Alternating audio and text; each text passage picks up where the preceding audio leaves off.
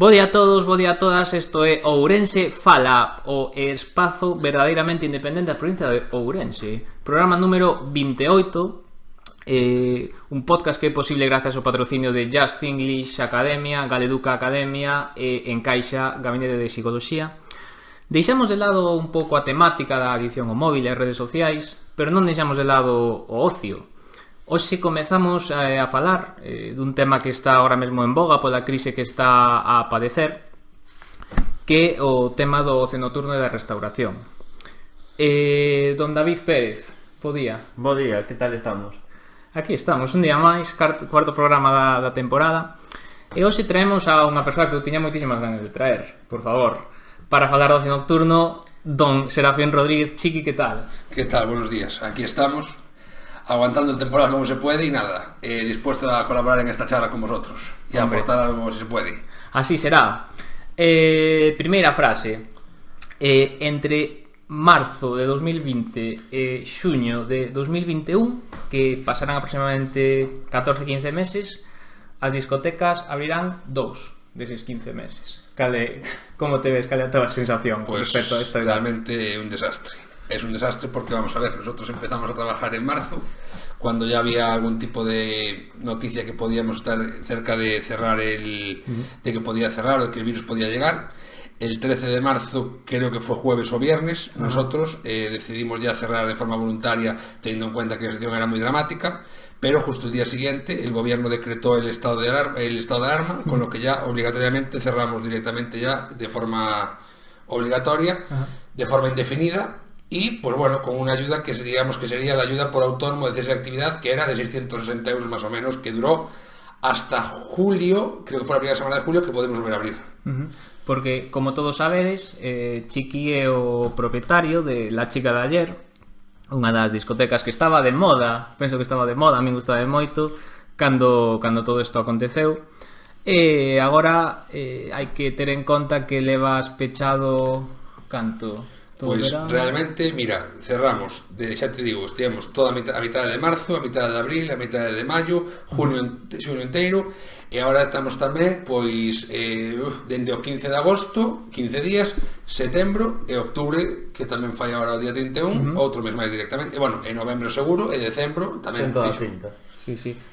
Sí, bueno, a verdade é que o panorama está sendo prácticamente tenebroso, tétrico para todo o sector da hostelería, sobre todo o ocio nocturno, castigado primeiramente por o tema do peche, e segundo por la voráxine dos medios de comunicación, que non fan máis que botarlle as culpas ao sector hosteleiro, botarlle as culpas ao sector da noite, botarlle as culpas a todo o mundo, cando realmente vos levades pechados xa varios meses e os contagios non deixan de subir, non? É un pouco paradóxico. Sí. Eu creo que dende o primeiro momento se entendeu que o ocio nocturno é igual a descontrol. Pode ser que sexa verdade. Eu, cando estive rexentando durante julio e agosto, vimos que sí que nas calles se producían cousas que non debían producirse desa forma. Tamén, incluso no meu local, o primeiro fin de semana foi casi imposible controlar as cousas, porque é así.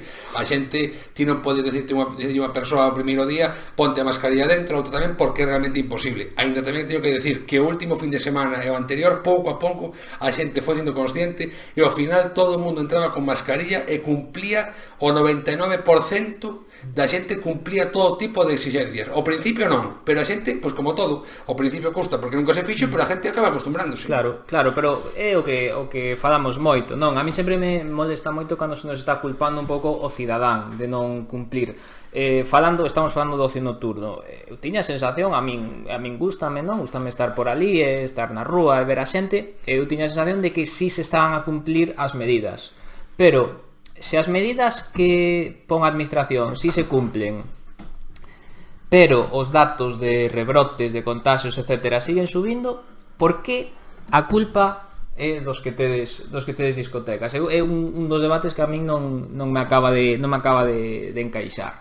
E logo, non sei como ves, sei que este tema te interesa bastante, o tema de que os bares sigan abertos, pero as discotecas non. Realmente hai tanta diferencia, non sei, ti como ves? Hai tanta diferencia entre un bar e unha discoteca? Mira, de feito digoche máis, eu cando foi a primeira semana que abriron os bares, que os pubs non podían, eu estive sempre consumindo en bares, fun todos os días prácticamente a bares, e de feito non ao mesmo bar, fun a todos os bares, polos viños, polo centro, incluso a barrios, polo Couto, pola Ponte, máis ou menos, é dicir, sí que é verdade que hai unha é dicir, se vas a desayunar, é verdade que non é o mesmo que estar tomando copas a noite, pero é verdade que ao final, a unha tarde e noite, é o mismo un pub que un bar, porque eu vin bares onde estiven que a xente non guardaba distancias, a xente bebía e ao final era o mesmo que pub.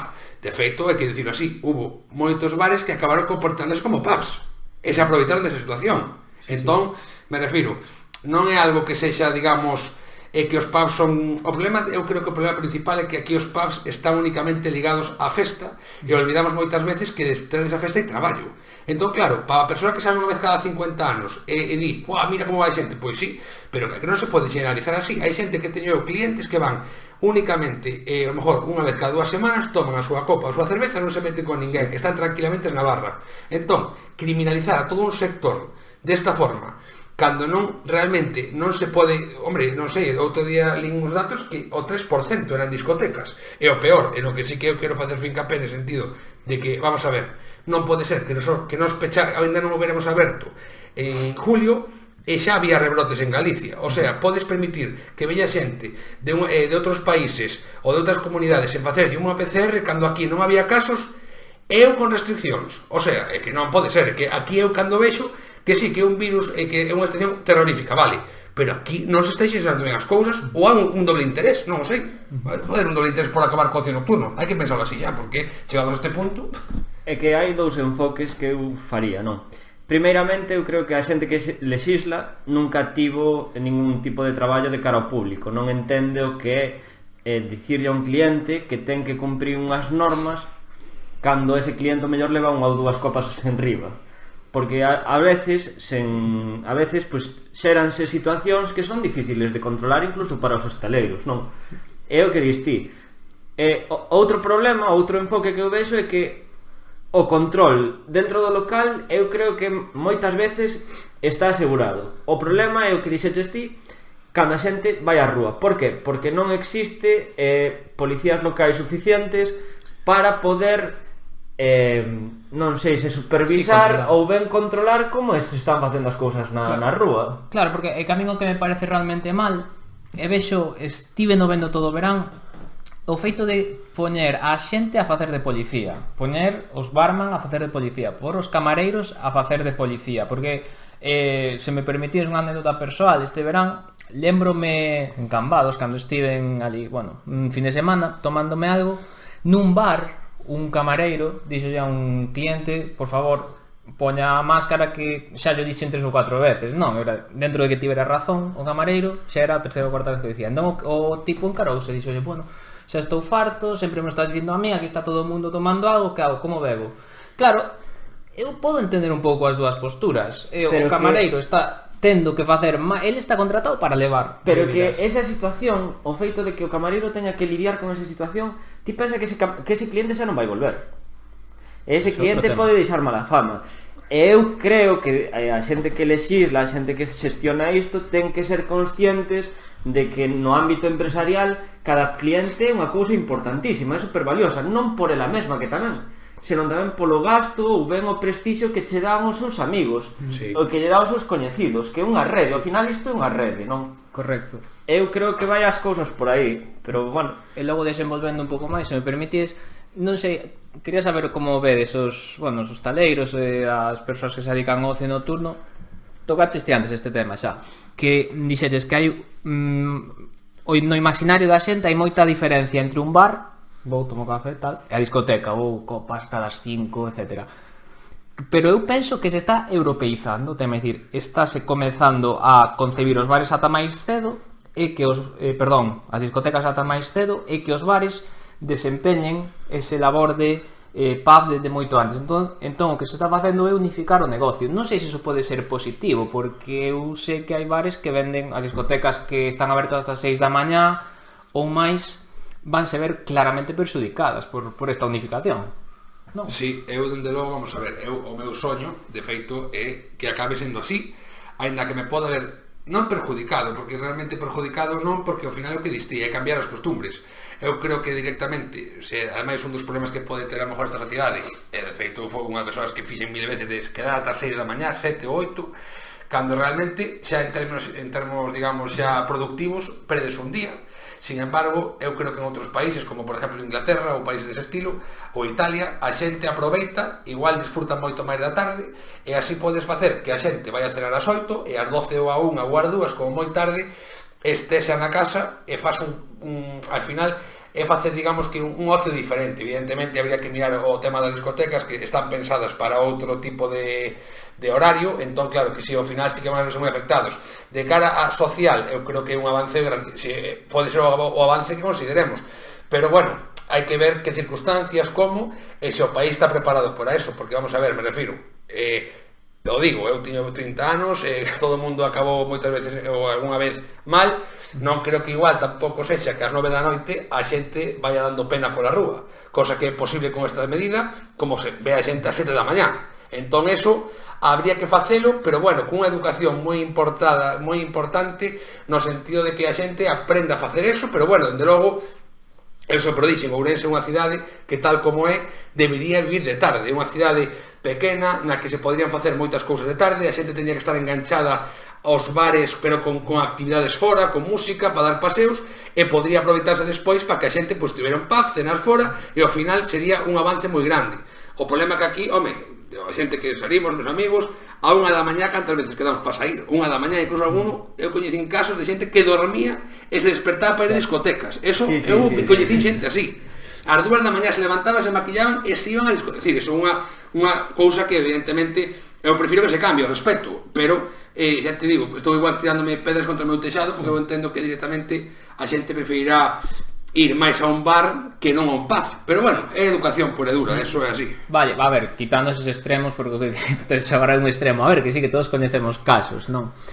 Pero, por exemplo, desenvolvendo un pouco máis este tema, esta semana, non sei se vistes nas redes sociais, bueno, por WhatsApp, fíxose publica unha imaxe na que dicía adianta a túa cea ás 8, non sei se sí, axuda a hostalería, adianta a túa cea ás 8. Vale, todos estamos encantados de axudar a hostalería, pero o noso traballo permite, non sei, socioculturalmente en España non se sai de currar ás 8, ás 9, ás 10, eso é posible. Claro, eso eu penso, non sei vos como vedes, eu penso que eso vai dificultar moitísimo o tema de a hostalería. Eu vouche dar un dato que ti sabelo ben. Nos saímos de traballar prácticamente todos os días ás 8, 8 e cuarto, 8 e media, chegando aquí ás 9 da mañá. É dicir, igual o noso caso é un pouco, a ver, é un pouco especial, non? Porque a nosa empresa é tal. Pero a maioría dos sitios funcionan. Pero a maioría da xente, os comercios estarán ás 8 e media da tarde. O maior cancro de España, de Galicia e de Ourense é a xornada partida. Sí, eu estou de acordo tamén 100% con iso. A canta xente coñecedes que saia de traballar ás 6 da tarde? Sí, a maioría, non, ás 6, son privilexiados. A xente normalmente sai ás 8, 8 e media e incluso 9, dependendo hombre, na calle do Paseo, por exemplo, para non ir tal, calquer tenda cerra ás 8 e media, 9, no centro comercial cerran ás 10. Pero os supermercados 9 e media, 9. Como vos digo unha cousa, digo vos outra. É dicir, nestes países tamén se empeza a traballar moito antes. Claro, é dicir, o tema é... Sí, claro, ás 6 da mañá se producen, aquí a mellor ás 8 ou 9, é diferente, Cantas tendas abren ás 10? É un cambio moi importante que vai ser de forma moi gradual, evidentemente non se pode cambiar un día para outro porque non se dá, primeiro porque non pode, pero co tempo, pois ao final vai a facer un cambio dese estilo, senón é imposible. Outro extremo é, tamén hai que ter en conta o tema dos horarios dos colexios, non? Que tamén é un pouco o paradigma o que se agarran os pais para dicir que claro, se entra ás 8 e media non pode entrar a traballar ás 8. Entón, cal é o caso? Cal vai ser o futuro neste tema das xornadas? Que eu creo que para a hostelería é clave, porque en moitos sitios, pois, imagínate, acabas de traballar ás 3 e en sitios en Europa que se comesa algo ás 3, comese ás 12, comese despois un pouco ás 3 e despois ás 6. Entón, a hostalería, pois, vais a ter que reformar nese senso, no sentido de ter que adaptarse aos horarios europeos e veremos. Que pasa? Que tamén é certo que hai moitas cafeterías en Ourense. É dicir, o ratio de persoa a cafetería que é altísimo, entón é que é un mercado sobreexplotado que que se basan nunha idea, que en Ourense non hai oferta cultural.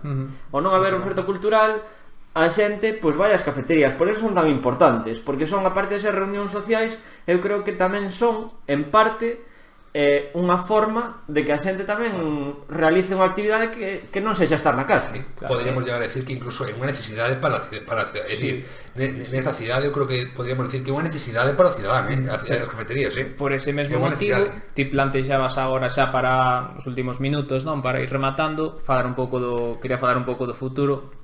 Ti plantexabas agora, claro, non hai oferta cultural, a xente métese nas cafeterías, eso non vai cambiar. Por tanto, a xente vai seguir metendo nas cafeterías ata a última hora e seguiremos estando ata tarde por aí de festa, non? En fin, dá para outro programa este. Pero non sei como ti, por exemplo, como o resto da xente, non? Gustaríame falar con máis xente do ocio nocturno, quedan convidados, por suposto, dende aquí. Como vedes o futuro? Porque agora mesmo, non sei, antes falábamos do Nadal. Que pensades de Nadal? Pode haber algunha especie de paréntese? Eu non sei, que realmente o problema que vexo aquí realmente a nivel de administración total, xa non autonómica nin de ayuntamiento nin estatal, é a improvisación. Entón, como está improvisando, é un problema, porque eu, por exemplo, podo pensar, se me dis que vou estar en octubre do ano que ven sen traballar, pois igual deixo o local, pero se me está dicindo que mañá abro, que despois non, o único que estou facendo é perdendo diñeiro, sen asegurarme un futuro e poñéndome contra as cordas directamente. Entón é algo imposible. Pero improvisación é falta de acordo, non? O que non pode ser, disculpa Borja, o que non pode ser é que saia, non sei se foi Illa ou foi Sánchez, dicindo que isto ia a durar ata abril. Hoxe mañá dixeron que ata o 9 de marzo, non pode ser, non se lle pode dicir a xente que vai estar 6 meses sen poder traballar, non lle podes dicir a xente que vai estar o día seguinte que vai estar 5 ou 4 ou 3, porque a xente perde cartos, claro. E que eles non son conscientes que hai moitísima xente que vai acabar arruinada. Unha cousa só co tema do ocio nocturno, é vergonzoso que directamente ata octubre non se levara unha moción de censura como se levou, por exemplo, no Concello de Ourense, por decir o noso caso, e na nosa defensa ata octubre, desde marzo, nin unha sola, e ainda encima non se aprobe, unha moción, e se nos chame victimistas. Eso é que hai que ter, claro, cobrando evidentemente moi fácil chamar victimistas ao resto, pero se nos chamou victimistas cando estamos tirados desde marzo sin unha axuda e sen ningún tipo de cousa abrir, de poder abrir, e se nos chama victimistas. Non sei, é un cachondeo, que é un cachondeo. Todo isto de que falábamos antes de descoordinación, de improvisación, dá de grazas que non temos eleccións preto, porque entón, inda por riba, habería que agregar o electoralismo. Sería imposible xa. O que quería saber como vedes. O que dixeches ti, non? Que agora están dicindo ides estar pechados hasta marzo, abril, maio, a saber. Eu agora mesmo penso, levamos 7 meses, a excepción dos meses de verán, co negocio pechado. Póñome en xuño do ano 2021 o dato que te volve marchado outra vez para fora. Só abrimos para cando se vai a xente de Ourense. Cantas discotecas ou pubs van a estar abertos en xuño do 2021? Bueno, a Xunta acaba de aprobar unha axuda agora que en teoría vai en condición co alquiler, pero te condicionan ter un ano máis aberto o negocio. Pois habrá que collerse, desde logo hai que collela, pero bueno, hai que ver como se fai todo, hai que ver como se aguanta, porque aquí o alquiler non só o alquiler, aquí estamos pagando unhas retencións cada 3 meses, eu xa din de baixa luz, pero pagamos a auga, estamos pagando moitos gastos fixos que directamente son inasumibles. Por sorte, eu non vivo do PAF, pero a xente que teña un problema que iba directamente do PAF, que ten que facer esa xente se non ten ningún tipo de axuda? Entón, eso é un problema gravísimo, chegamos a un punto que é de supervivencia máxima. Entón, isto parece que aquí están esperando que pechemos.